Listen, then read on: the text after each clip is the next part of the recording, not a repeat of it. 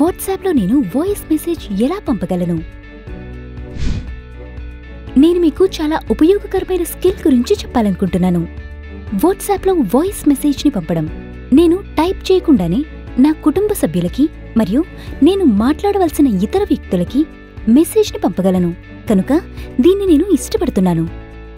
కొన్నిసార్లు మనం బిజీగా ఉంటాం మరియు కాల్స్కి సమాధానం ఇవ్వలేం, కానీ వాయిస్ మెసేజ్తో మీరు వారితో సౌకర్యవంతంగా మాట్లాడవచ్చు. ఉదాహరణకి మీకు మరియు మీ పిల్లలకి ఏవైనా సందేహాలున్నట్లయితే పాఠశాల ఉపాధ్యాయునికి వాయిస్ మెసేజ్ని పంపించవచ్చు. లేదా ప్రతి నెల రేషన్ ఎప్పుడు వస్తుందో రేషన్ దుకాణదారుని అడగడానికి కూడా మీరు దీన్ని ఉపయోగించవచ్చు. నేను వాయిస్ మెసేజింగ్ని ఉపయోగించే ఒక మార్గం ఇప్పుడు సిటీకి షిఫ్ట్ అయిన నా పిల్లలతో మాట్లాడడం.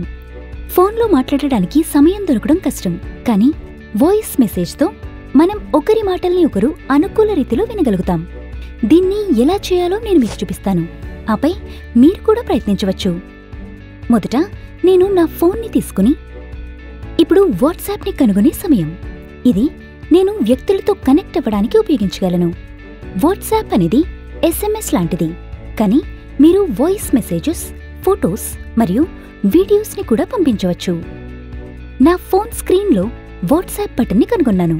ఇది ఆకుపచ్చ బ్యాక్గ్రౌండ్తో తెల్లటి ఫోన్లా కనిపిస్తుంది. ఓపెన్ చేయడానికి దానిపైన క్లిక్ చేయండి.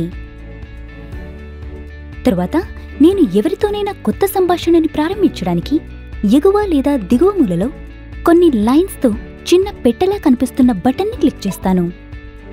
ఇప్పుడు నేను పేర్ల లిస్ట్ని చూస్తాను. నేను వాట్సాప్లో మాట్లాడగలిగే వ్యక్తులందరూ వీరే.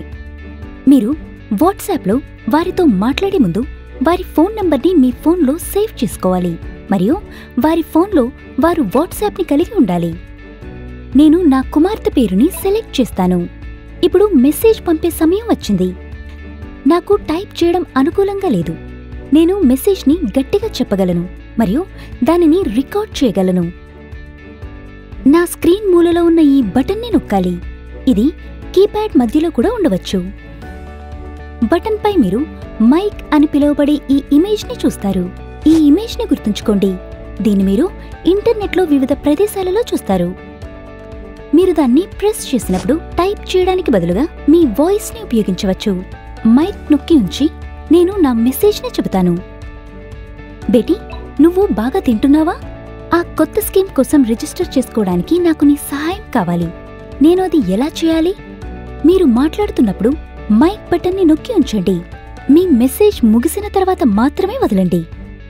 మీరు వదిలిన వెంటనే మీ మెసేజ్ ఆటోమేటిక్గా పంపించబడుతుంది. 2 టిక్స్ని చూసారా? అంటే ఆమెకి నా మెసేజ్ అందింది.